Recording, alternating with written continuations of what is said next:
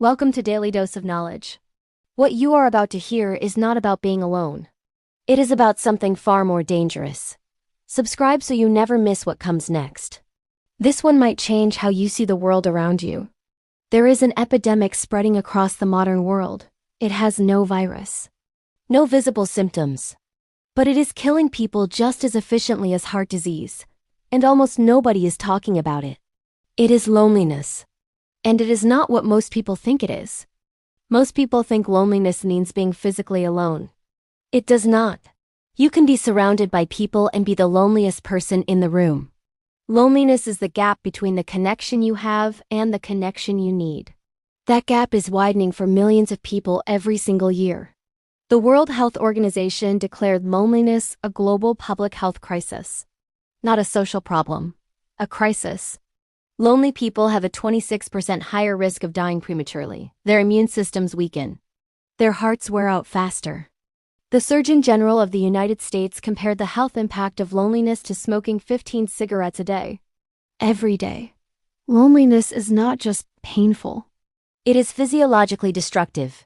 The brain processes social rejection in the exact same region it processes physical pain. Being cut off from human connection is not a metaphor for hurting. It is actually hurting. And the modern world has built an environment perfectly designed to make it worse. We live in the most connected era in human history. 8 billion people linked by devices in their pockets. And yet loneliness rates have doubled since the 1980s.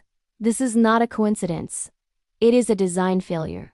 Social media was built to simulate connection. But simulation is not the same thing as nourishment. A person can have 500 followers and feel completely invisible. The brain knows the difference between being seen and being scrolled past. Digital interaction activates the social brain, but it does not satisfy it. It is the psychological equivalent of eating food with no nutritional value. You feel full. You are starving. Every like, every comment, every notification gives the brain a small dopamine hit, but dopamine is not connection. It is distraction dressed as connection. And the more you chase it, the less real connection feels worth pursuing. Real connection is slow. It is awkward. It requires vulnerability. The algorithm never asks you to be vulnerable. That is why it wins. Something specific is happening to men. And it is accelerating. In 1990, the average man had 3 close friends. Today that number is closer to 1. 15% of men report having no close friends at all, not fewer, none. Men are not wired differently from anyone else. But they are socialized differently. They are taught that emotional need is weakness. So they perform strength instead. They go silent, they disappear into work. They build walls and call it independence. And behind those walls, something slowly dies. Women experience loneliness differently but no less severely. Studies show women are more likely to maintain surface-level social contact while still feeling profoundly unseen. They have the gatherings. They have the group chats. But depth is missing. And the brain knows when depth is missing. Human beings are not designed for isolation.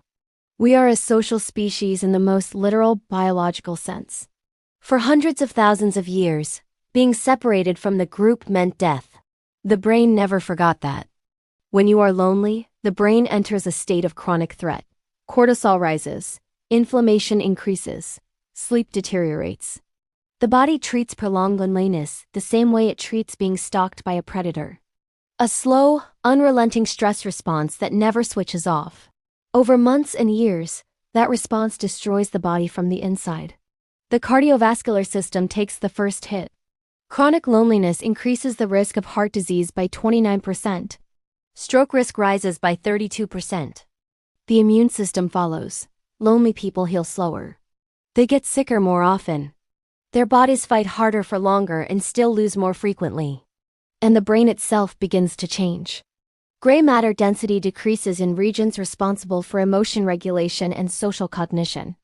Loneliness is not just in your head. It is reshaping your head. Here is what makes loneliness uniquely cruel. It rewires the brain to make itself worse. Chronic loneliness makes people hypervigilant to social threat. Every interaction feels like a potential rejection. So lonely people begin withdrawing further. Not because they want to.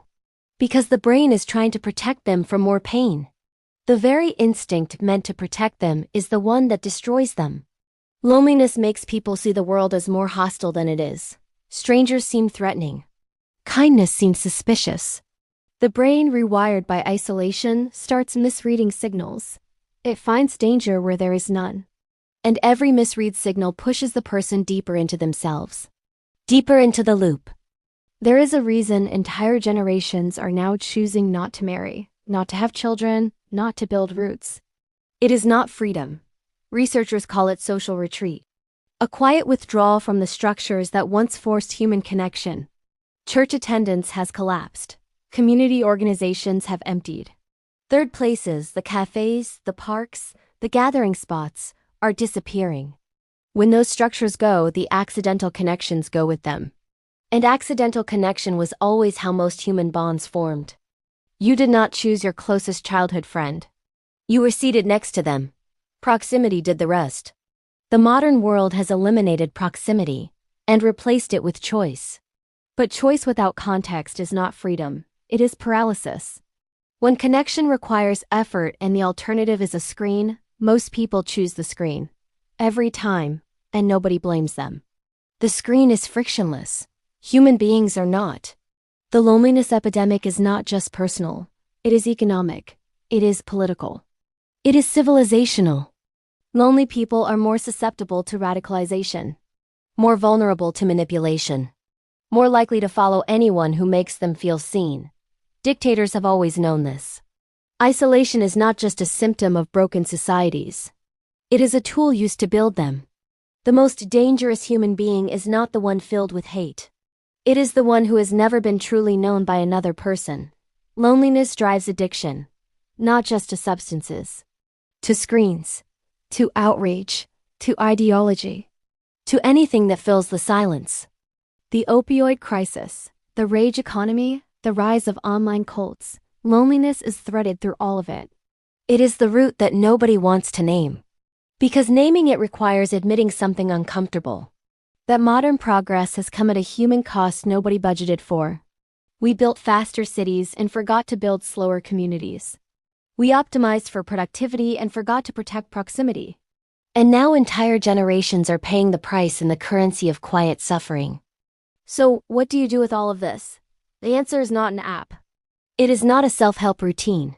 It is showing up, repeatedly, in the same place, with the same people, without an agenda.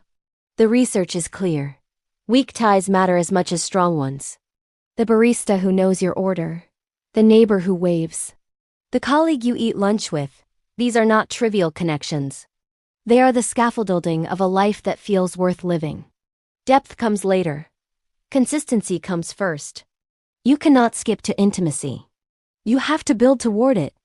Researchers at Harvard followed people for over 80 years to find what determined a good life. The answer was not wealth, not status, not achievement. It was the quality of their relationships, every time, without exception. The world will not fix this for you. The algorithm will not fix this for you. Nobody is coming. But the person sitting across from you right now, or the one you have been meaning to call for 6 months, that is where it starts. Not tomorrow. Not when things settle down now. If this gave you something real, subscribe to Daily Dose of Knowledge. Drop a comment with who you are going to reach out to today.